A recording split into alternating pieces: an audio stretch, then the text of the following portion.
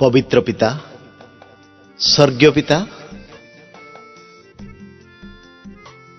प्रभु मु तुमको प्रेम करे पिता। तुम्हें महान परमेश्वर, तुम्हें आदि अंत, तुम्हें कक्ष, तुम्हें आरंभ शेष, स्वर्ग सिंहासन पृथ्वी पादपीठ पिता। पिता, रोमियो मंडली निकट को प्रेरित पाउलंकर पत्र मते पढ़िबा पई तुम्हें सुजोग देल बाबा। जो माने वाक्य को शुणुचंती प्रभु, समस्त को तुम्हें तुम नाम रे आशीर्वाद करो पिता। प्रिय श्रोतागण, प्रिय रे ख्रीष्टीय भाई और भौणी माने ओ मोर आंतरिक बेजाती भाई और भौणी माने, जो माने ए रोमियो मंडली निकट को प्रेरित पाउलंकर पत्र शुणुचंती, प्रभु जीशु ख्रीष्टଙ୍କ ଠାରୁ ସ୍ୱର୍ଗରୁ ତୁମମାନଙ୍କୁ ଆଶୀର୍ବାଦ ବର୍ତ୍ତୁ। ପାତ୍ର ଷ୍ଟିୱାର୍ଡସିପ୍ ଏଲ୍ ସଦାଇ ଫାଉଣ୍ଡେସନ ଏବଂ ଟିଚିଂ ଗୋସ୍ପେଲ ମିନିଷ୍ଟ୍ରିକୁ ଆପଣମାନେ ଆଶୀର୍ବାଦ କରନ୍ତୁ। हे ଆମମାନଙ୍କର ସ୍ୱର୍ଗସ୍ଥ ପିତା, ତୁମ ନାମ ପବିତ୍ର ବୋଲି ମାନ୍ୟ ହଉ। ତୁମ ରାଜ୍ୟ ଆସୁ, ଯେପରି ସ୍ୱର୍ଗରେ ସେପରି ପୃଥିବୀରେ ତୁମର ଇଚ୍ଛା ସଫଳ ହଉ। आज आम मान को प्रयोजनीय आहार दियो। आमे माने जेपरि अपना अपना अपराधी मान को क्षमा करियछु, सेहीपरि आम मानकर अपराध सब क्षमा कर। परीक्षार आम मान को आण नहीं, मात्र मंदिर रक्षा कर। जेणु राज्य पराक्रम और गौरव जुगे जुगे तुम भरी हो। आमीन आमीन आमीन। रोमियो मंडली निकट को प्रेरित पाउलंकर पत्र 1 पर्व 1 पद ठारू 7 पद पर्यंत अभिवादन। पाउल ख्रीष्ट जीशुंकर दास और आहूत जने प्रेरित, पुणी ईश्वर अपना पुत्र आम मानकर प्रभु जीशु ख्रीष्टଙ୍କ संबंधରେ निजर जो सुसमाचार धर्मशास्त्र अपना भाववादी मानक द्वारा पूर्वरे प्रतिज्ञा करथिले, सेही सुसमाचार निमंते पृथ्वीकृत से रोम रे थिबा ईश्वरंकर प्रिय और आहूत समस्त साधुंक निकट को पत्र लिखु अछंती। से जीशु ख्रीष्टଙ୍କ शरीर संबंध में दाऊदंकर वंशजात, किंतु धर्ममय आत्मा संबंध में मृत मानक मध्यरु पुनरुत्थान द्वारा ईश्वरंकर पुत्र बोली शक्ति सह निर्विष्ट हेले। आउ जो विजाति मानक मध्य तुमे माने जीशु ख्रीष्टंकर आह्वान प्राप्त होई अछ, ताहांक नाम गौरव निमंते से विजाति समस्ते जेपरी विश्वास करी आज्ञाकारी होती, एथि निमंते आमे माने ताहांक ठारू अनुग्रह ओ प्रेरित पद पाइअछु। आम मानकर पिता ईश्वर और प्रभु जीशु ख्रीष्टଙ୍କ ठारू अनुग्रह और शांति तुम मानक प्रति हो। रोमियो 1 पर्व 8 पद ठारू 15 पद पर्यंत रोम को जीवार आकांक्षा।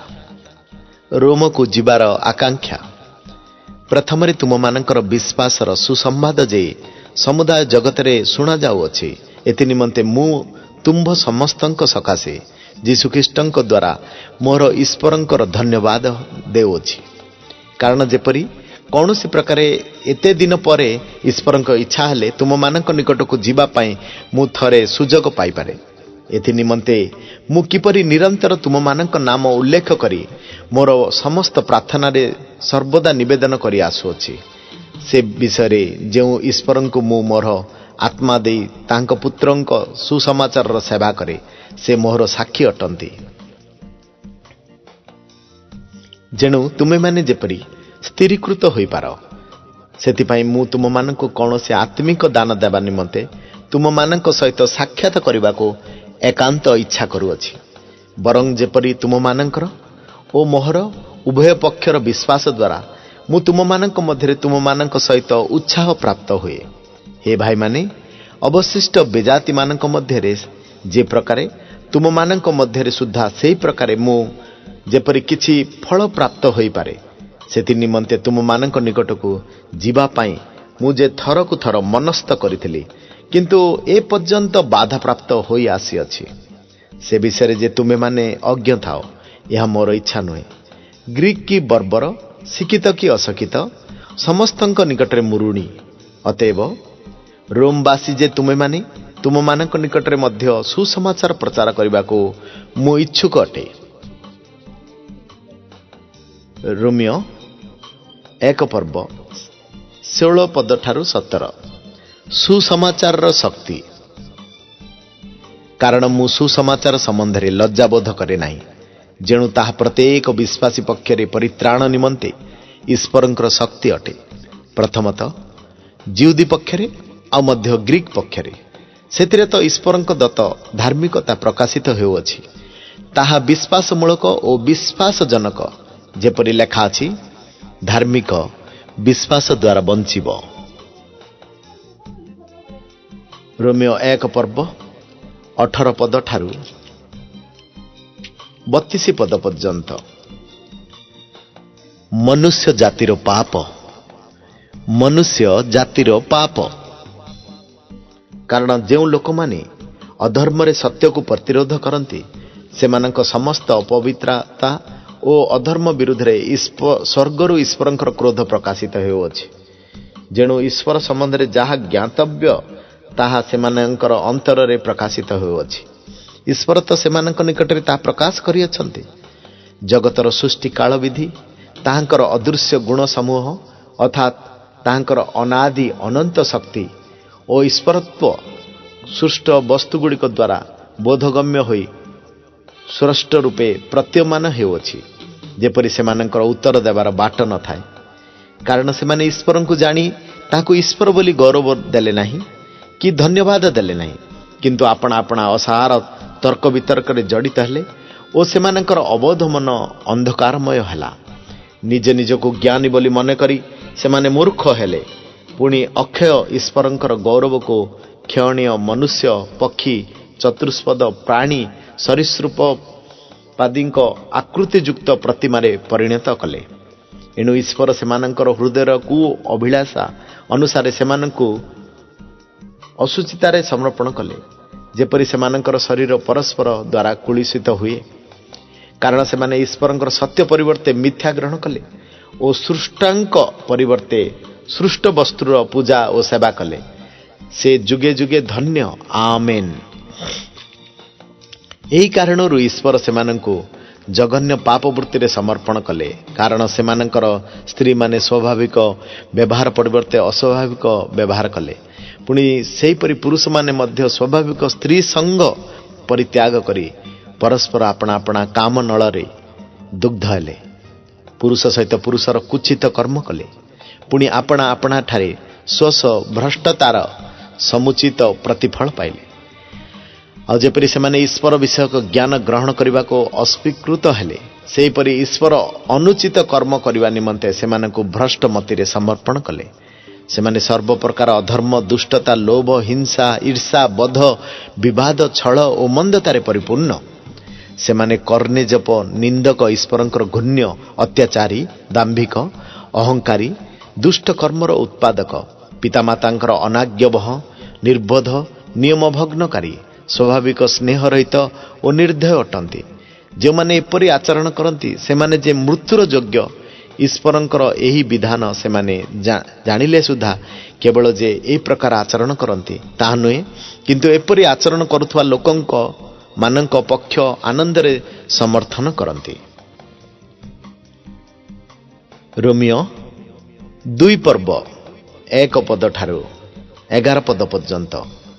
ଈଶ୍ୱରଙ୍କର ନ୍ୟାୟ ବିଚାର। ଈଶ୍ୱରଙ୍କର ନ୍ୟାୟ ବିଚାର।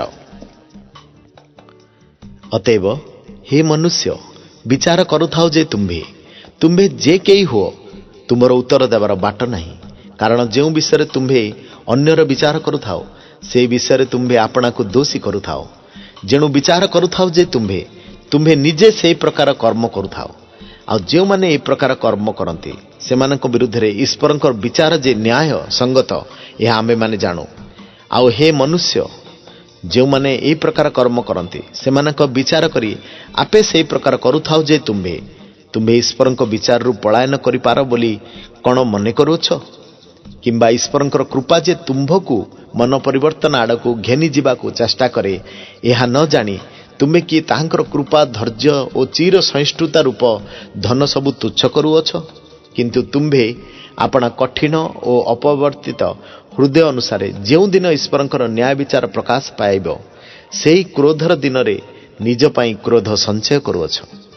ସେ ପ୍ରତ୍ୟେକ ଲୋକକୁ ନିଜର ନିଜ କର୍ମାନୁସାରେ ଫଳ ଦେବେ। ଯେଉଁମାନେ ଧୈର୍ଯ୍ୟ ସହିତ ଉତ୍ତମ କର୍ମ କରି ଗୌରବ ସମ୍ମାନ ଓ ଅମରତା ଅନ୍ୱେଷଣ କରନ୍ତି, ସେମାନଙ୍କୁ ଅନନ୍ତ ଜୀବନ ପ୍ରଦାନ କରିବେ। କିନ୍ତୁ ଯେଉଁମାନେ ସ୍ୱାର୍ଥପର, ପୁଣି ସତ୍ୟର ଅନାଜ୍ଞବହ, ମାତ୍ର ଅଧର୍ମତାର ଆଜ୍ଞାବହ, ସେମାନଙ୍କ ପ୍ରତି କ୍ରୋଧ ଓ କୋପ ଘଟିବ। ପ୍ରଥମରେ ଯିହୁଦୀ ଓ ମଧ୍ୟ ଗ୍ରୀକ୍ ପ୍ରତ୍ୟେକ ଦୁଷ୍କର୍ମକାରୀ ଲୋକଙ୍କ ପ୍ରାଣ ଉପରେ କ୍ଲେଶ ଓ ସଙ୍କଟ ଘଟିବ। ମାତ୍ର ପ୍ରଥମରେ ଯିହୁଦୀ ଓ ମଧ୍ୟ ଗ୍ରୀକ୍ ପ୍ରତ୍ୟେକ ସତ୍କର୍ମକାରୀ ପ୍ରତି ଗୌରବ ସମ୍ମାନ ଓ ଶାନ୍ତି ଘଟିବ, କାରଣ ଈଶ୍ୱରଙ୍କ ନିକଟରେ ମୁଖାପେକ୍ଷା ନାହିଁ। ରୋମିଓ 2 ପର୍ବ 12 ପଦ ଠାରୁ 29 ପଦ ପର୍ଯ୍ୟନ୍ତ ବ୍ୟବସ୍ଥା ଓ ଈଶ୍ୱରଙ୍କର ବିଚାର। ବ୍ୟବସ୍ଥା ଓ ଈଶ୍ୱରଙ୍କର ବିଚାର। ଯେଣୁ ଯେତେ ବ୍ୟବସ୍ଥା ବିହୀନ ହୋଇ ପାପ କରିଅଛନ୍ତି, ସେମାନେ ମଧ୍ୟ ବ୍ୟବସ୍ଥା ବିନା ବିନଷ୍ଟ ହେବେ। ଆଉ ଯେତେ ବ୍ୟବସ୍ଥା ପ୍ରାପ୍ତ ହୋଇ ପାପ କରିଅଛନ୍ତି, ସେମାନେ ବ୍ୟବସ୍ଥା ଅନୁସାରେ ବିଚାରିତ ହେବେ। କାରଣ ବ୍ୟବସ୍ଥାର ଶ୍ରୋତାମାନେ ଈଶ୍ୱରଙ୍କର ସାକ୍ଷାତରେ ଧାର୍ମିକ ନୁହନ୍ତି, କିନ୍ତୁ ବ୍ୟବସ୍ଥା ପାଳନକାରୀମାନେ ଧାର୍ମିକ ଗଣିତ ହେବେ। ଯେଣୁ ବେଜାତିମାନଙ୍କର ସେହି ବ୍ୟବସ୍ଥା ନଥିଲେ ସୁଦ୍ଧା ଯେତେବେଳେ ସେମାନେ ସ୍ୱାଭାବିକ ଭାବରେ ବ୍ୟବସ୍ଥା ଅନୁଯାୟୀ କର୍ମ କରନ୍ତି, ସେତେବେଳେ ସେମାନେ ବ୍ୟବସ୍ଥା ନ ପାଇଲେ ହେଁ ଆପେ ଆପଣା ଆପଣା ପ୍ରତି ବ୍ୟବସ୍ଥା ସ୍ୱରୂପ ଅଟନ୍ତି। କାରଣ ସେମାନେ ବ୍ୟବସ୍ଥାର କର୍ମ ଆପଣା ଆପଣା ହୃଦୟରେ ଲିଖିତ ବୋଲି ଦେଖାନ୍ତି। ସେମାନଙ୍କର ବିବେକ ମଧ୍ୟ ସେଥିର ସାକ୍ଷ୍ୟ ଦିଏ। ଆଉ ସେମାନଙ୍କ ମନର ତର୍କ ବିତର୍କ ସେମାନଙ୍କୁ ଦୋଷୀ କିଏ ବା ନିର୍ଦ୍ଦୋଷ କରେ। ଯେଉଁ ଦିନରେ ଈଶ୍ୱର ମୋହର ସୁସମାଚାର ଅନୁସାରେ ଯୀଶୁଖ୍ରୀଷ୍ଟଙ୍କ ଦ୍ୱାରା ମନୁଷ୍ୟମାନଙ୍କର ଗୁପ୍ତ ବିଷୟଗୁଡ଼ିକ ବିଚାର କରିବେ, ସେହିଦିନ ଏହା ପ୍ରକାଶ ପାଇବ। କିନ୍ତୁ ଯଦି ତୁମେ ଯିହୁଦୀ ନାମ ବହନ କରି ବ୍ୟବସ୍ଥା ଉପରେ ନିର୍ଭର କରୁଅଛ ଓ ଈଶ୍ୱରଙ୍କଠାରେ ଗର୍ବ କରୁଅଛ, ଆଉ ବ୍ୟବସ୍ଥାରୁ ଶିକ୍ଷା ପ୍ରାପ୍ତ ହୋଇ ତାହାଙ୍କ ଇଚ୍ଛା ଜାଣୁଅଛ, ପୁଣି ଭଲ ମନ୍ଦର ପ୍ରଭେଦ ବୁଝୁଅଛ, ଆଉ ବ୍ୟବସ୍ଥାରେ ଯେଉଁ ଜ୍ଞାନ ଓ ସତ୍ୟ ବାସ୍ତବରେ ନିହିତ ଅଛି ତାହା ପାଇଥିବାରୁ ଯଦି ତୁମ୍ଭେ ଆପଣାକୁ ଅନ୍ଧର ପଥ ପ୍ରଦର୍ଶକ, ଅନ୍ଧକାରବାସୀଙ୍କ ଆଲୋକ, ମୂର୍ଖର ସଂସ୍କାରକ ଓ ଶିଶୁମାନଙ୍କର ଶିକ୍ଷକ ବୋଲି ବିଶ୍ୱାସ କରୁଅଛ, ତେବେ ପରକୁ ଶିକ୍ଷା ଦେଉଅଛ ଯେ ତୁମ୍ଭେ କ'ଣ ଆପଣାକୁ ଶିକ୍ଷା ଦେଉନାହ? ଚୋରି କର ନାହିଁ ବୋଲି ପ୍ରଚାର କରି ତୁମ୍ଭେ କି ଚୋରି କରୁଅଛ? ବ୍ୟଭିଚାରୀ କର ନାହିଁ ବୋଲି କହି ତୁମ୍ଭେ କି ବ୍ୟଭିଚାର କରୁଅଛ? ପ୍ରତିମା ଘୃଣା କରୁଅଛ ଯେ ତୁମ୍ଭେ କ'ଣ ମନ୍ଦିର ଲୁଣ୍ଠନ କରୁଅଛ? ବ୍ୟବସ୍ଥାରେ ଗର୍ବ କରୁଅଛ ଯେ ତୁମ୍ଭେ ବ୍ୟବସ୍ଥା ଲଙ୍ଘନ ଦ୍ୱାରା ତୁମେ କି ଈଶ୍ୱରଙ୍କୁ ଅନାଦର କରୁନାହ? କାରଣ ଯେପରି ଲେଖା ଅଛି, ତୁମମାନଙ୍କର ହେତୁ ବେଜାତିମାନଙ୍କ ମଧ୍ୟରେ ଈଶ୍ୱରଙ୍କର ନାମ ନିନ୍ଦିତ ହେଉଅଛି। ଯଦି ତୁମେ ବ୍ୟବସ୍ଥା ପାଳନ କର, ତେବେ ପ୍ରକୃତରେ ସ୍ୱର୍ଣ୍ଣତ ଲାଭଜନକ। କିନ୍ତୁ ଯଦି ବ୍ୟବସ୍ଥା ଲଙ୍ଘନ କର, ତେବେ ତୁମ୍ଭର ସ୍ୱର୍ଣ୍ଣତ ଅସୁନ୍ନତରେ ପରିଣତ ହୁଏ। ଅତଏବ ଯଦି ଅସୁନ୍ନତି ଲୋକ ବ୍ୟବସ୍ଥାର ବିଧିବିଧାନ ପାଳନ କରେ, ତେବେ ତାହାର ଅସୁନ୍ନତ କ'ଣ ସୁନ୍ନତ ବୋଲି ଗଣିତ ହେବ ନାହିଁ? ପୁଣି ସ୍ୱାଭାବିକ ଅସୁନ୍ନତି ଲୋକ ଯଦି ବ୍ୟବସ୍ଥା ପାଳନ କରେ, ତେବେ ଲିଖିତ ବ୍ୟବସ୍ଥା ଓ ସୁନ୍ନତ ବିଧି ପ୍ରାପ୍ତ ହୋଇ ସୁଦ୍ଧା ବ୍ୟବସ୍ଥା ଲଙ୍ଘନ କରୁଅଛେ ଯେ ସେ ତୁମ୍ଭର ବିଚାର କରିବେ। କାରଣ ବାହାରେ ଯେ ଯିହୁଦୀ, ସେ ଯିହୁଦୀ ନୁହେଁ, କିମ୍ବା ବାହାରେ ଶରୀରରେ ଯେ ସୁନ୍ନତ, ତାହା ସୁନ୍ନତ ନୁହେଁ, କିନ୍ତୁ ଅନ୍ତରରେ ଯେ ଯିହୁଦୀ, ସେ ଯିହୁଦୀ। ପୁଣି ଆକ୍ଷରିକ ଭାବରେ ନୁହେଁ, ମାତ୍ର ଆତ୍ମିକ ଭାବରେ। ହୃଦୟ ଯେ ସୁନ୍ନତ, ତାହା ପ୍ରକୃତର ସୁନ୍ନତ। ଏପରି ଲୋକ ମନୁଷ୍ୟମାନଙ୍କ ଠାରୁ ପ୍ରଶଂସା ପ୍ରାପ୍ତ ହୁଏ ନାହିଁ, କିନ୍ତୁ ଈଶ୍ୱରଙ୍କ ଠାରୁ ପ୍ରାପ୍ତ ହୁଏ। ରୋମିଓ 3 ପର୍ବ 1 ପଦ ଠାରୁ 8 ପଦ। ଈଶ୍ୱରଙ୍କର ଧାର୍ମିକତାର ଯଥାର୍ଥତା। ତେବେ ଯିହୁଦୀ ଲୋକଙ୍କ ବିଷୟ କ'ଣ? ସୁନ୍ନତ ବା ଉପକାର କ'ଣ? ସବୁ ପ୍ରକାରେ ବହୁତ। ସର୍ବପ୍ରଥମେ ଈଶ୍ୱରଙ୍କର ବାକ୍ୟ ସେମାନଙ୍କଠାରେ ସମର୍ପିତ ହୋଇଥିଲା।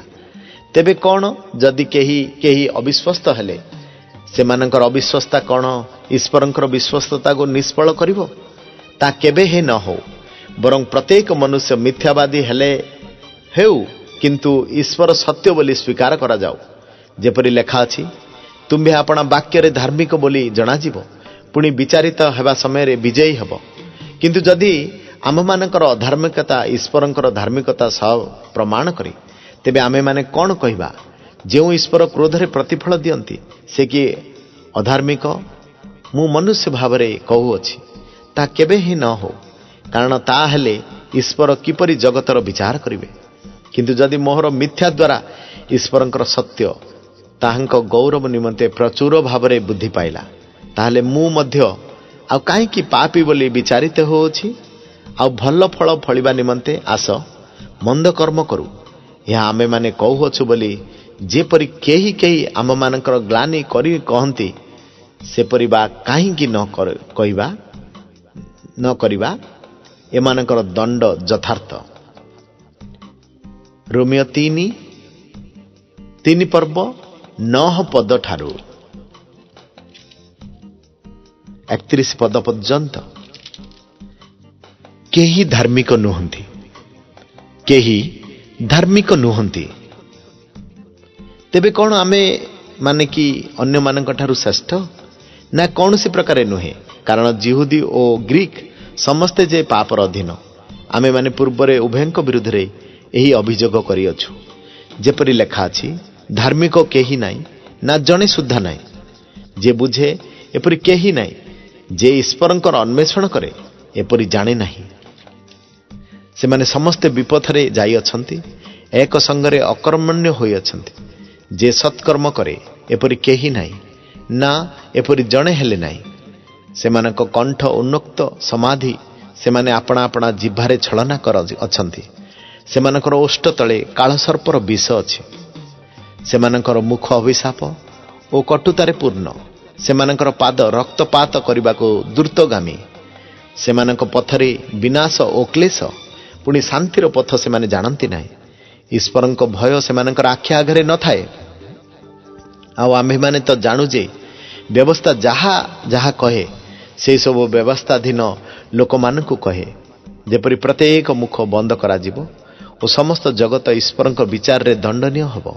କାରଣ ବ୍ୟବସ୍ଥାର କ୍ରିୟାକର୍ମ ଦ୍ୱାରା କୌଣସି ପ୍ରାଣୀ ତାହାଙ୍କ ଛାମୁରେ ଧାର୍ମିକ ଗଣିତ ହେବ ନାହିଁ, ଯେହେତୁ ବ୍ୟବସ୍ଥା ଦ୍ୱାରା ପାପର ଜ୍ଞାନ ଜନ୍ମେ।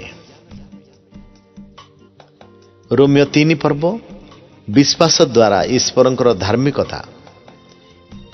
କିନ୍ତୁ ଏବେ ବ୍ୟବସ୍ଥା ବ୍ୟତୀତ ଈଶ୍ୱରଙ୍କର ଧାର୍ମିକତା ପ୍ରକାଶିତ ହୋଇଅଛି, ଆଉ ତା ବିଷୟରେ ବ୍ୟବସ୍ଥା ଓ ଭାବବାଦୀ ଧର୍ମଶାସ୍ତ୍ର ସାକ୍ଷ୍ୟ ଦେଉଅଛି। ଅର୍ଥାତ୍ ଈଶ୍ୱରଙ୍କର ଯେଉଁ ଧାର୍ମିକତା ଯୀଶୁଖ୍ରୀଷ୍ଟଙ୍କଠାରେ ବିଶ୍ୱାସ କରିବା ଦ୍ୱାରା ସମସ୍ତ ବିଶ୍ୱାସୀଙ୍କ ପ୍ରତି ବର୍ତ୍ତେ, କାରଣ କୌଣସି ପ୍ରଭେଦ ନାହିଁ। ସମସ୍ତେ ତ ପାପ କରିଅଛନ୍ତି, ପୁଣି ଈଶ୍ୱରଙ୍କର ଗୌରବ ରହିତ ହୋଇଅଛନ୍ତି। ପୁଣି ସେମାନେ ବିନା ମୂଲ୍ୟରେ ତାହାଙ୍କର ଅନୁଗ୍ରହ ଖ୍ରୀଷ୍ଟ ଯୀଶୁଙ୍କଠାରେ ଯେଉଁ ମୁକ୍ତି ଅଛି ତଦ୍ୱାରା ଧାର୍ମିକ ଗଣିତ ହୁଅନ୍ତି।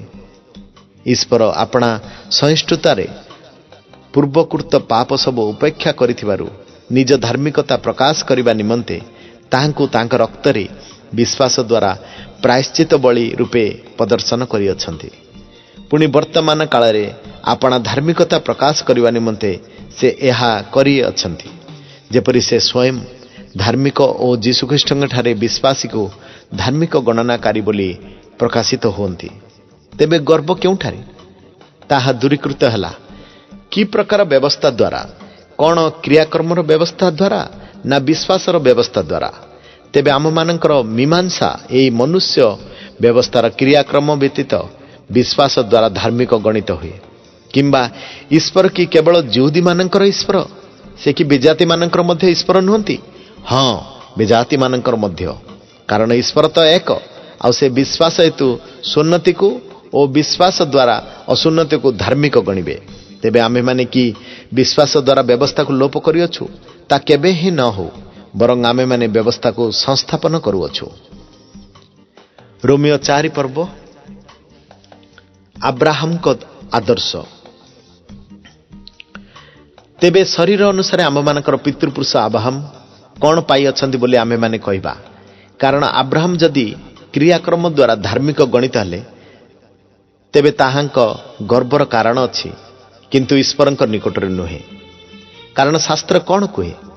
ଆବ୍ରାହମ ଈଶ୍ୱରଙ୍କଠାରେ ବିଶ୍ୱାସ କଲେ, ଆଉ ତାଙ୍କ ପକ୍ଷରେ ତାହା ଧାର୍ମିକତା ବୋଲି ଗଣିତ ହେଲା। ଯେ କର୍ମ କରେ ତା ପକ୍ଷରେ ତାର ବେତନ ଅନୁଗ୍ରହ ରୂପେ ଗଣିତ ହୁଏ ନାହିଁ, ମାତ୍ର ଦେୟ ବୋଲି ଗଣିତ ହୁଏ। କିନ୍ତୁ ଯେ କର୍ମ ଉପରେ ନିର୍ଭର କରେ ନାହିଁ, ମାତ୍ର ଅଧାର୍ମିକ ଧାର୍ମିକ ବୋଲି ଯେ ଗଣନା କରନ୍ତି, ତାଙ୍କଠାରେ ବିଶ୍ୱାସ କରେ, ତା ପକ୍ଷରେ ତାର ବିଶ୍ୱାସ ଧାର୍ମିକତା ବୋଲି ଗଣିତ ହୁଏ। ଏହି ପ୍ରକାର ଯେଉଁ ଲୋକ ପକ୍ଷରେ ଈଶ୍ୱର କ୍ରିୟାକ୍ରମ ବ୍ୟତୀତ ଧାର୍ମିକତା ଗଣନା କରନ୍ତି, ଦାଉଦ ମଧ୍ୟ ତାଙ୍କୁ ଧନ୍ୟ ବୋଲି କହନ୍ତି। ଯଥା, ଯେଉଁମାନଙ୍କର ଅପରାଧ ସବୁ କ୍ଷମା ହୋଇଛି ଆଉ ଯେଉଁମାନଙ୍କର ପାପ ସବୁ ଆଚ୍ଛାଦିତ ହୋଇଅଛି, ସେମାନେ ଧନ୍ୟ। ପ୍ରଭୁ ଯେଉଁ ଲୋକର ପାପ ଗଣନା କରିବେ ନାହିଁ, ସେ ଧନ୍ୟ। ତାହେଲେ ସୁନ୍ନତିମାନଙ୍କୁ ଏପରି ଧନ୍ୟ ବୋଲି କୁହାଯାଏ ବା ଅସୁନ୍ନତିମାନଙ୍କୁ ମଧ୍ୟ କୁହାଯାଏ। ଯେଣୁ ଆମେମାନେ କହୁ ଆବ୍ରାହମଙ୍କ ବିଶ୍ୱାସ ତାଙ୍କ ପକ୍ଷରେ ଧାର୍ମିକତା ବୋଲି ଗଣିତ ହେଲା। ତେବେ ତାହା କିପରି ଗଣିତ ହେଲା? ତାହାଙ୍କର ସୁନ୍ନତି ଅବସ୍ଥାରେ ନା ଅସୁନ୍ନତି ଅବସ୍ଥାରେ? ସୁନ୍ନତି ଅବସ୍ଥାରେ ନୁହେଁ, କିନ୍ତୁ ଅସୁନ୍ନତି ଅବସ୍ଥାରେ। ଆଉ ସେ ଅସୁନ୍ନତି ଅବସ୍ଥାରେ ବିଶ୍ୱାସ ସକାଶେ ଧାର୍ମିକ ଗଣିତ ହୋଇ ସେଥିର ମୁଦ୍ରାଙ୍କ ସ୍ୱରୂପେ ସୁନ୍ନତ ଚିହ୍ନ ପାଇଲେ। ଯେପରି ଅସୁନ୍ନତି ଅବସ୍ଥାରେ ଥିବା ସମସ୍ତ ବିଶ୍ୱାସୀ ପକ୍ଷରେ ଧାର୍ମିକତା ଗଣନା କରାଯିବା ନିମନ୍ତେ ସେ ସେମାନଙ୍କର ପିତା ହୁଅନ୍ତି, ପୁଣି ଯେପରି ସେ ସୁନ୍ନତିମାନଙ୍କର ପିତା ହୋଇପାରନ୍ତି, ଅର୍ଥାତ୍ ଯେଉଁମାନେ ସୁନ୍ନତ ପ୍ରାପ୍ତ କେବଳ ସେମାନଙ୍କର ନୁହେଁ, ମାତ୍ର ଅସୁନ୍ନତି ଅବସ୍ଥାରେ ଆମମାନଙ୍କର ପିତା ଆବ୍ରାହମଙ୍କର ଯେଉଁ ବିଶ୍ୱାସ ଥିଲା, ସେଥିର ପାଦ ଚିହ୍ନ ଦେଇ ଯେଉଁମାନେ ଗମନ କରନ୍ତି, ସେମାନଙ୍କର ମଧ୍ୟ। ରୋମିଓ 4:13 ଠାରୁ 25 ପର୍ଯ୍ୟନ୍ତ। ବିଶ୍ୱାସ ଦ୍ୱାରା ପ୍ରତିଜ୍ଞା ପ୍ରାପ୍ତ। କାରଣ ଆବ୍ରାହମ କିମ୍ବା ତାଙ୍କ ବଂଶକୁ ଜଗତର ଅଧିକାରୀ ହେବା ନିମନ୍ତେ ପ୍ରତିଜ୍ଞା ବ୍ୟବସ୍ଥା ଦ୍ୱାରା ଦିଆଯାଇନଥିଲା, ମାତ୍ର ବିଶ୍ୱାସର ଧାର୍ମିକତା ଦ୍ୱାରା ଦିଆଯାଇଥିଲା। ଯେଣୁ ଯଦି ବିଶ୍ୱାସାବଲମ୍ବୀମାନେ ଅଧିକାରୀ ହୁଅନ୍ତି, ତାହେଲେ ବିଶ୍ୱାସ ବ୍ୟର୍ଥ କରାଯାଇଅଛି ଓ ପ୍ରତିଜ୍ଞା ନିଷ୍ଫଳ କରାଯାଇଅଛି। କାରଣ ବ୍ୟବସ୍ଥା କ୍ରୋଧ ଜନ୍ମାଏ, କିନ୍ତୁ ଯେଉଁଠାରେ ବ୍ୟବସ୍ଥା ନାହିଁ, ସେଠାରେ ବ୍ୟବସ୍ଥା ଲଙ୍ଘନ ମଧ୍ୟ ନାହିଁ। ଏଣୁ ଏହି ଧାର୍ମିକତା ବିଶ୍ୱାସ ହେତୁ ମିଳେ, ଯେପରି ତାହା ଅନୁଗ୍ରହ ଅନୁସାରେ ହୁଏ। ଆଉ ତଦ୍ୱାରା ସମସ୍ତ ବଂଶ ପକ୍ଷରେ, କେବଳ ବଂଶାବଲମ୍ବୀ ବଂଶ ପକ୍ଷରେ ନୁହେଁ, ମାତ୍ର ଆବ୍ରାହମ ବିଶ୍ୱାସାବଲମ୍ବୀ ବଂଶ ପକ୍ଷରେ ସୁଦ୍ଧା ସେ ପ୍ରତିଜ୍ଞା ଅଟଳ ରହେ। ଯେଉଁ ଈଶ୍ୱରକୁ ସେ ବିଶ୍ୱାସ କଲେ, ଯେ ମୃତମାନଙ୍କୁ ସଜୀବ କରନ୍ତି ଓ ନଥିବା ବସ୍ତୁକୁ ଥିବା ବସ୍ତୁ ପରି ଡାକନ୍ତି, ସେହି ଈଶ୍ୱରଙ୍କ ଦୃଷ୍ଟିରେ ସେ ଆମ୍ଭ ସମସ୍ତଙ୍କର ପିତା ଅଟନ୍ତି। ଯେପରି ଲେଖା ଅଛି, ଆମ୍ଭେ ତୁମକୁ ବହୁ ଜାତିର ପିତା କରିଅଛୁ, ଏହିପରି ତୁମର ବଂଶ ହେବ। ଏହି ଯେଉଁ କଥା କୁହାଯାଇଥିଲା, ତଦନୁସାରେ ସେ ଯେପରି ବହୁ ଜାତିର ପିତା ହୁଅନ୍ତି, ସେଥି ନିମନ୍ତେ ଆଶା ନଥିଲେ ସୁଦ୍ଧା ଆଶା ରଖି ସେ ବିଶ୍ୱାସ କଲେ। ତାଙ୍କ ବୟସ ପ୍ରାୟ 100 ବର୍ଷ ହେବାରୁ ସେ ଆପଣା ଶରୀରକୁ ମୃତବତ୍ ଓ ସାରାଙ୍କ ଗର୍ଭକୁ ମୃତ ବୋଲି ବିବେଚନା କଲେ ସୁଦ୍ଧା ବିଶ୍ୱାସରେ ଦୁର୍ବଳ ହେଲେ ନାହିଁ, ବରଂ ଈଶ୍ୱରଙ୍କ ପ୍ରତିଜ୍ଞା ପ୍ରତି ଦୃଷ୍ଟିପାତ କରି ଅବିଶ୍ୱାସ ହେତୁ ସନ୍ଦେହ କଲେ ନାହିଁ। କିନ୍ତୁ ଈଶ୍ୱରଙ୍କର ଯାହା ପ୍ରତିଜ୍ଞା କରିଅଛନ୍ତି, ତାହା ସାଧନ କରିବା ନିମନ୍ତେ ମଧ୍ୟ ସେ ଯେ ସକ୍ଷମ, ଏହା ଦୃଢ଼ ରୂପେ ଜାଣି ତାହାଙ୍କୁ ଗୌରବ ଦେଇ ବିଶ୍ୱାସରେ ବଳବାନ ହେଲେ। ଏଥିପାଇଁ ମଧ୍ୟ ତାଙ୍କ ପକ୍ଷରେ ଧାର୍ମିକତା ବୋଲି ଗଣିତ ହେଲା। ତାଙ୍କ ପକ୍ଷରେ ଯେ ଗଣିତ ହେଲା, ଏହା କେବଳ ତାଙ୍କ ନିମନ୍ତେ ଲିଖିତ ହୋଇନାହିଁ, ମାତ୍ର ଆମ୍ଭମାନଙ୍କ ନିମନ୍ତେ ମଧ୍ୟ ଲେଖା ହୋଇଅଛି।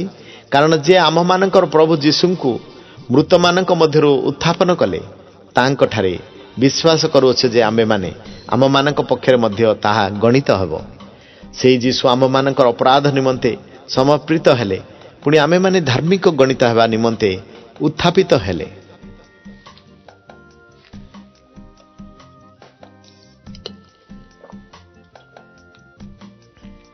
ରୋମିଓ 5:1 ଠାରୁ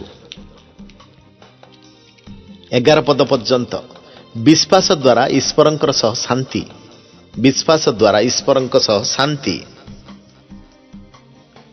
ଅତଏବ ବିଶ୍ୱାସ ଦ୍ୱାରା ଧାର୍ମିକ ଗଣିତ ହେବାରୁ ଆମେମାନେ ଆମମାନଙ୍କର ପ୍ରଭୁ ଯୀଶୁଖ୍ରୀଷ୍ଟଙ୍କ ଦ୍ୱାରା ଈଶ୍ୱରଙ୍କ ସହିତ ଶାନ୍ତିରେ ଅଛୁ। ଯେଉଁ ଅନୁଗ୍ରହର ଅବସ୍ଥା ମଧ୍ୟରେ ଆମେମାନେ ଅଛୁ, ସେଥିରେ ତାହାଙ୍କ ଦ୍ୱାରା ବିଶ୍ୱାସରେ ପ୍ରବେଶ ମଧ୍ୟ କରିଅଛୁ। ପୁଣି ଆମେମାନେ ଈଶ୍ୱରଙ୍କ ଗୌରବ ଭରସାରେ ଦର୍ପ କରିଅଛୁ। କେବଳ ତାହା ନୁହେଁ, ସମସ୍ତ କ୍ଲେଶରେ ମଧ୍ୟ ଦର୍ପ କରିଅଛୁ। ଯେଣୁ କ୍ଲେଶରୁ ଧୈର୍ଯ୍ୟ ଓ ଧୈର୍ଯ୍ୟରୁ ଅନୁଭୂତି, ପୁଣି ସତ୍ ଚରିତ୍ରରୁ ଭରସା ଯେ ଜନ୍ମେ, ଏହା ଆମେମାନେ ଜାଣୁ। ଆଉ ଭରସା ଲଜ୍ଜା ଦିଏ ନାହିଁ, କାରଣ ଆମ୍ଭମାନଙ୍କୁ ପ୍ରଦତ୍ତ ପବିତ୍ର ଆତ୍ମାଙ୍କ ଦ୍ୱାରା ଆମମାନଙ୍କର ହୃଦୟରେ ଈଶ୍ୱରଙ୍କ ପ୍ରେମ ପରିବ୍ୟାପ୍ତ ହୋଇଅଛି। କାରଣ ଯେତେବେଳେ ଆମ୍ଭେମାନେ ନିରୁପାୟ ଥିଲୁ ସେତେବେଳେ ଖ୍ରୀଷ୍ଟ ଉପଯୁକ୍ତ ସମୟରେ ଅଧାର୍ମିକମାନଙ୍କ ନିମନ୍ତେ ମୃତ୍ୟୁଭୋଗ କଲେ। ଧାର୍ମିକ ଲୋକ ନିମନ୍ତେ ପ୍ରାୟ କେହି ମୃତ୍ୟୁଭୋଗ କରିବ ନାହିଁ। ଉତ୍ତମ ଲୋକ ନିମନ୍ତେ ଅବା କେହି ପ୍ରାଣ ଦେବାକୁ ସାହସ କରିପାରେ। କିନ୍ତୁ ଆମ୍ଭେମାନେ ପାପୀ ଥିବା ସମୟରେ ସୁଦ୍ଧା ଖ୍ରୀଷ୍ଟ ଯେ ଆମମାନଙ୍କ ନିମନ୍ତେ ମୃତ୍ୟୁଭୋଗ କଲେ, ସେଥିରେ ଈଶ୍ୱର ଆମମାନଙ୍କ ପ୍ରତି ଆପଣା ପ୍ରେମ ସପ୍ରମାଣ କରିଅଛନ୍ତି। ଅତଏବ ଏହା ଆହୁରି ସୁନିଶ୍ଚିତ ଯେ ଆମେମାନେ ଏବେ ତାଙ୍କର ରକ୍ତ ଦ୍ୱାରା ଧାର୍ମିକ ଗଣିତ ହେବାରୁ ତାହାଙ୍କ ଦ୍ୱାରା ଈଶ୍ୱରଙ୍କ କ୍ରୋଧରୁ ରକ୍ଷା ପାଇବା। କାରଣ ଆମ୍ଭେମାନେ ଶତ୍ରୁ ଥିବା ସମୟରେ ଯଦି ଈଶ୍ୱରଙ୍କ ସହିତ ତାହାଙ୍କ ପୁତ୍ରଙ୍କ ମୃତ୍ୟୁ ଦ୍ୱାରା ମଳିତ ହେଲୁ, ତାହେଲେ ଆଉ ଅଧିକ ସୁନିଶ୍ଚିତ ଯେ ଆମେମାନେ ମଳିତ ହୋଇ ତାହାଙ୍କ ଜୀବନ ଦ୍ୱାରା ପରିତ୍ରାଣ ପାଇବା।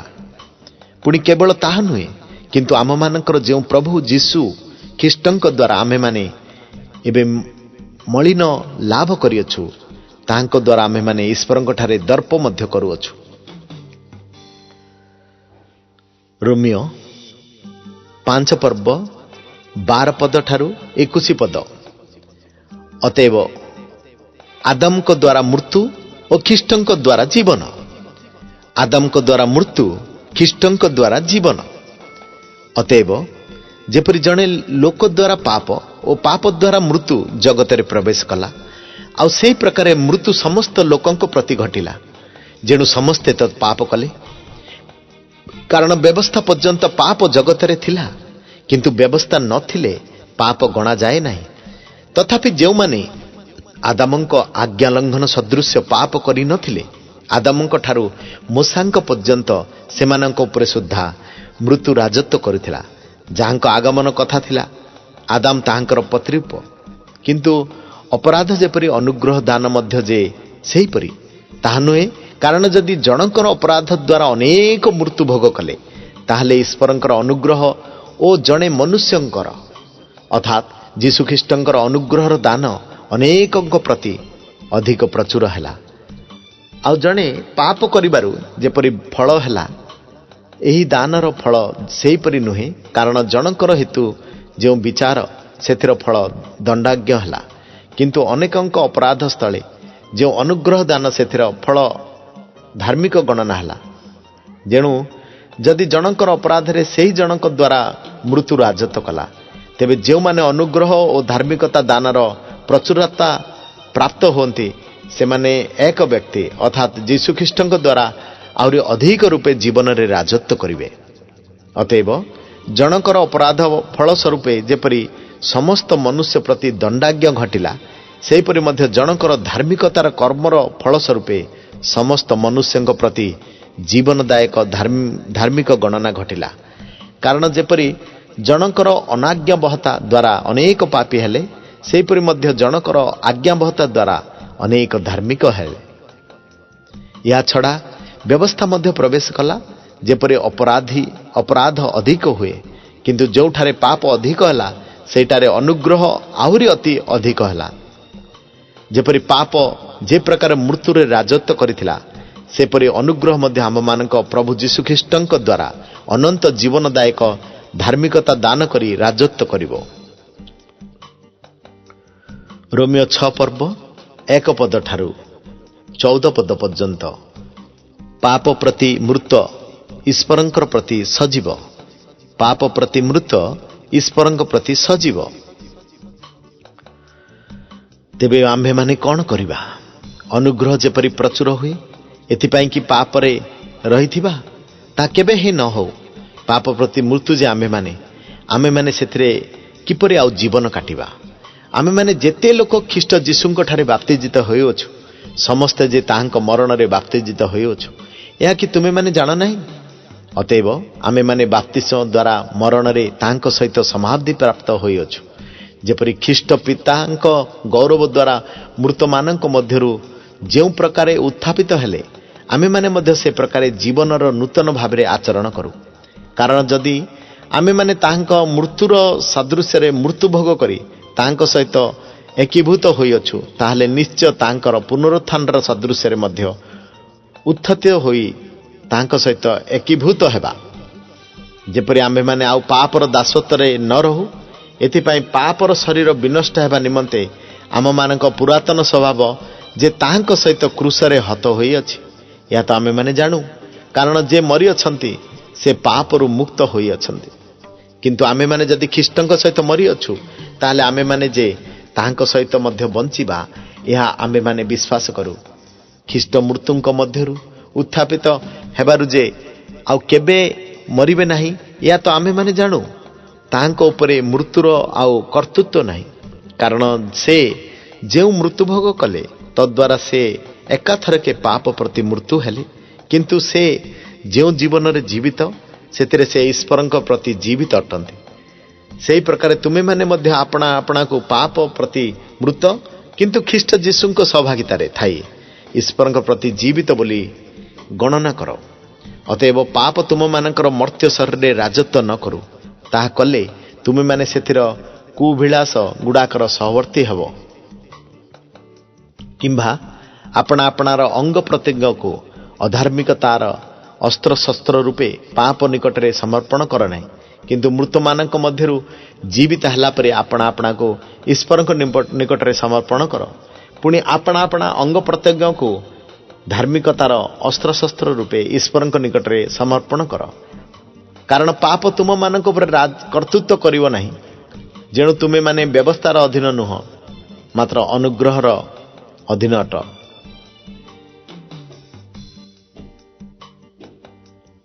ରୋମିଓ 6 ପର୍ବ 15 ପଦ ଠାରୁ 23 ପଦ ପର୍ଯ୍ୟନ୍ତ। ଧାର୍ମିକତାର ଦାସତ୍ୱ। ତେବେ କ'ଣ ଆମେମାନେ ଯେ ବ୍ୟବସ୍ଥାର ଅଧୀନ ନୋହୁ, ମାତ୍ର ଅନୁଗ୍ରହର ଅଧୀନ ଅଟୁ? ଏଥି ନିମନ୍ତେ କି ପାପ କରିବା? ତାହା କେବେ ହେ ନ ହଉ।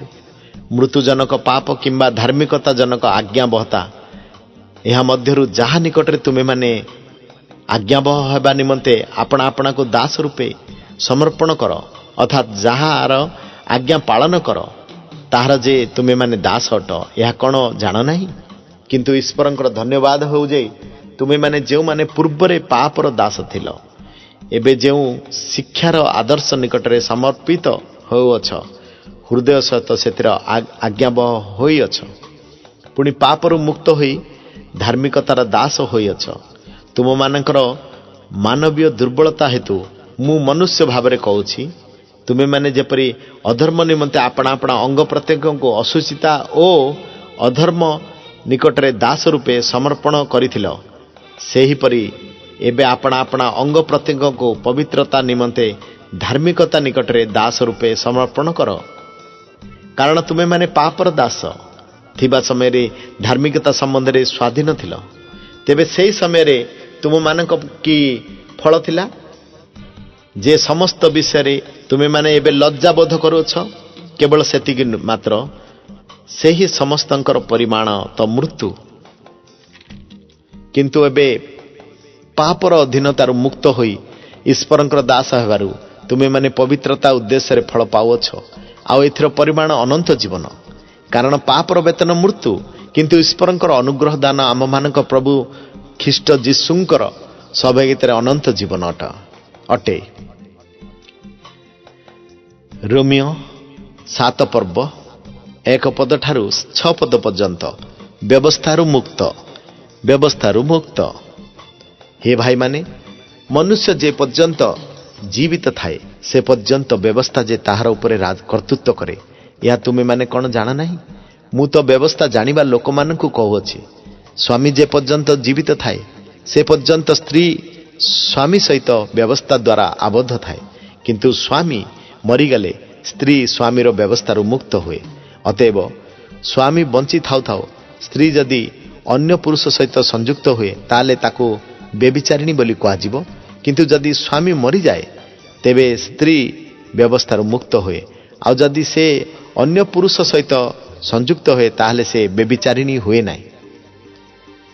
ଏଣୁ ହେ ମୋହର ଲୋକମାନେ, ଖ୍ରୀଷ୍ଟଙ୍କ ଶରୀର ଦ୍ୱାରା ତୁମେମାନେ ମଧ୍ୟ ବ୍ୟବସ୍ଥା ପ୍ରତି ମୃତ ହୋଇଅଛ, ଯେପରି ତୁମେମାନେ ଅନ୍ୟ ସହିତ ସଂଯୁକ୍ତ ହୁଅ, ଅର୍ଥାତ୍ ଆମେମାନେ ଈଶ୍ୱରଙ୍କ ନିମନ୍ତେ ଫଳ ଉତ୍ପନ୍ନ କରିବା ପାଇଁ ଯେ ମୃତ୍ୟୁରୁ ଉତ୍ଥାପିତ ହୋଇଅଛନ୍ତି, ତାହାଙ୍କ ସହିତ ସଂଯୁକ୍ତ ହୁଅ।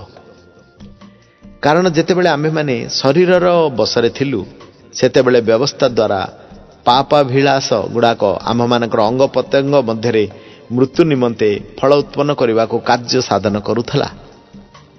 କିନ୍ତୁ ଯାହାଦ୍ୱାରା ଆମ୍ଭେମାନେ ଅବଦ୍ଧ ଥିଲୁ ସେଥିପ୍ରତି ମୃତ ହୋଇ ଆମ୍ଭେମାନେ ଏବେ ବ୍ୟବସ୍ଥାରୁ ମୁକ୍ତ ହୋଇଅଛୁ। ଏଣୁ ଆମ୍ଭେମାନେ ଅକ୍ଷରିକ ପୁରାତନ ଭାବରେ ଦାସ୍ୟକର୍ମ ନ କରି ଆତ୍ମାର ନୂତନ ଭାବରେ ଦାସ୍ୟକର୍ମ କରୁଅଛୁ। ରୋମିଓ 7 ପର୍ବ 7 ପଦ ଠାରୁ 25 ପଦ ପର୍ଯ୍ୟନ୍ତ। ତେବେ ଆମ୍ଭେମାନେ କ'ଣ କହିବା? ବ୍ୟବସ୍ଥା କ'ଣ ପାପ? ତା କେବେ ହିଁ ନ ହଉ। ବରଂ ପାପ କ'ଣ ତା ବ୍ୟବସ୍ଥା ବିନା ମୁଁ ଜାଣିନଥାନ୍ତି। କାରଣ ଲୋଭ କର ନାହିଁ, ବ୍ୟବସ୍ଥା ଏହା କହିନଥିଲେ ଲୋଭ କ'ଣ ତାହା ମୁଁ ଜାଣିନଥାନ୍ତି। କିନ୍ତୁ ପାପ ସୁଯୋଗ ପାଇ ଆଜ୍ଞା ଦ୍ୱାରା ମୋ ଠାରେ ସବୁ ପ୍ରକାର ଲୋଭ ଜନ୍ମାଇଲା। କାରଣ ବ୍ୟବସ୍ଥା ବିନା ପାପ ମୃତ୍ୟୁ। ଆଉ ମୁଁ ଏକ ସମୟରେ ବ୍ୟବସ୍ଥା ବିନା ଜୀବିତ ଥିଲି, କିନ୍ତୁ ଆଜ୍ଞା ଆସନ୍ତେ ପାପ ଜୀବିତ ହେଲା, ପୁଣି ମୁଁ ମୃତ ହେଲି। ସେଥିରେ ଜୀବନଦାୟକ ଯେଉଁ ଆଜ୍ଞା ତାହା ମୋ ପକ୍ଷରେ ମୃତ୍ୟୁଦାୟକ ବୋଲି ଜଣାଗଲା। କାରଣ ପାପ ସୁଯୋଗ ପାଇ ଆଜ୍ଞା ଦ୍ୱାରା ମୋତେ ପ୍ରତାରଣା କଲା, ପୁଣି ତାହା ଦ୍ୱାରା ମୋତେ ବଦ୍ଧ କଲା। ଅତଏବ ବ୍ୟବସ୍ଥା ପବିତ୍ର, ପୁଣି ଆଜ୍ଞା ପବିତ୍ର, ନ୍ୟାୟସଙ୍ଗତ ଓ ଉତ୍ତମ। ତେବେ ଯାହା ଉତ୍ତମ ତାହା କି ମୋ ପକ୍ଷରେ ମୃତ୍ୟୁଦାୟକ ହେଲା? ତା କେବେ ହିଁ ନ ହଉ।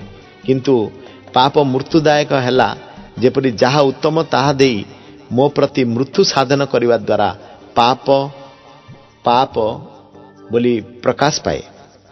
ପୁଣି ଯେପରି ଆଜ୍ଞା ଦ୍ୱାରା ପାପ ଅତିଶୟ ପାପମୟ ହୁଏ। ଯେଣୁ ବ୍ୟବସ୍ଥା ଯେ ଆତ୍ମିକ ଏହା ଆମ୍ଭେମାନେ ଜାଣୁ, କିନ୍ତୁ ମୁଁ ଶାରୀରିକ ପାପର କ୍ରୀତଦାସ। କାରଣ ମୁଁ ଯାହା କରେ ତାହା ଜାଣେ ନାହିଁ, ଯେଣୁ ମୁଁ ଯାହା ଇଚ୍ଛା କରେ ତାହା କରେ ନାହିଁ, ବରଂ ଯାହା ମୁଁ ଘୃଣା କରେ ତାହା ହିଁ କରେ। କିନ୍ତୁ ଯାହା ମୁଁ ଇଚ୍ଛା କରେ ନାହିଁ ତାହା ଯଦି କରେ, ତେବେ ବ୍ୟବସ୍ଥା ଯେ ଉତ୍ତମ ତାହା ମୁଁ ସ୍ୱୀକାର କରେ। ଏଣୁ ମୁଁ ଆଉ ତାହା କରୁନାହିଁ, କିନ୍ତୁ ମୋ ଠାରେ ବାସ କରୁଥିବା ପାପ ତାହା କରୁଅଛି। କାରଣ ମୋ ଠାରେ ଅର୍ଥାତ୍ ମୋ ଶରୀରରେ ଯେକୌଣସି ଉତ୍ତମ ବିଷୟ ବାସ କରେ ନାହିଁ, ଏହା ମୁଁ ଜାଣେ। ଯେଣୁ ମୁଁ ଇଚ୍ଛା କରିପାରୁଅଛି, କିନ୍ତୁ ଯାହା ଉତ୍ତମ ତାହା କରିବା ନିମନ୍ତେ ମୋହର ସାମର୍ଥ୍ୟ ନାହିଁ। କାରଣ ଯେଉଁ ଉତ୍ତମ କର୍ମ କରିବାକୁ ମୁଁ ଇଚ୍ଛା କରେ ତାହା କରେ ନାହିଁ, କିନ୍ତୁ ଯେଉଁ ମନ୍ଦ କର୍ମ କରିବାକୁ ମୁଁ ଇଚ୍ଛା କରେ ନାହିଁ ତାହା କରେ। କିନ୍ତୁ ଯାହା ମୁଁ ଇଚ୍ଛା କରେ ନାହିଁ ତାହା ଯଦି କରେ, ତେବେ ମୁଁ ନିଜେ ତାହା ଆଉ କରେ ନାହିଁ, ମାତ୍ର ମୋ ଠାରେ ବାସ କରୁଥିବା ପାପ ତାହା କରେ। ଅତଏବ ଉତ୍ତମ କର୍ମ କରିବାକୁ ଇଚ୍ଛୁକ ଯେ ମୁଁ, ମୋ ନିକଟରେ ଯେ ମହତ୍ ମନ୍ଦ ଉପସ୍ଥିତ, ଏହି ବ୍ୟବସ୍ଥା ମୁଁ ଦେଖୁଅଛି। କାରଣ ଆନ୍ତରିକ ପୁରୁଷ ଭାବ ଅନୁସାରେ ମୁଁ ଈଶ୍ୱରଙ୍କ ବ୍ୟବସ୍ଥାରେ ଆନନ୍ଦ କରେ, କିନ୍ତୁ ମୁଁ ମୋହର ଅଙ୍ଗ ପ୍ରତ୍ୟଙ୍ଗ ଗୋଟିଏ ଭିନ୍ନ ବ୍ୟବସ୍ଥା ଦେଖେ। ତାହା ମୋହର ମନର ବ୍ୟବସ୍ଥା ବିପକ୍ଷରେ ଯୁଦ୍ଧ କରେ, ଆଉ ମୋର ଅଙ୍ଗ ପ୍ରତ୍ୟଙ୍ଗରେ ଯେଉଁ ପାପର ବ୍ୟବସ୍ଥା ଅଛି ମୋତେ ସେଥିରେ ବନ୍ଦୀ କରିନିଏ। ହାୟ ଦୁର୍ଭାଗ୍ୟ ମନୁଷ୍ୟ ଯେ ମୁଁ! ମୋତେ ଏହି ମୃତ୍ୟୁର ଶରୀରରୁ କିଏ ଉଦ୍ଧାର କରିବ? ଆମମାନଙ୍କର ପ୍ରଭୁ ଯୀଶୁ ଖ୍ରୀଷ୍ଟଙ୍କ ଦ୍ୱାରା ଈଶ୍ୱରଙ୍କର ଧନ୍ୟବାଦ ହେଉ। ଅତଏବ ମୁଁ ନିଜେ ମନ ଦ୍ୱାରା ଈଶ୍ୱରଙ୍କର ବ୍ୟବସ୍ଥାର ଦାସ, କିନ୍ତୁ ଶରୀର ଦ୍ୱାରା ପାପ ବ୍ୟବସ୍ଥାର ଦାସ ଅଟେ।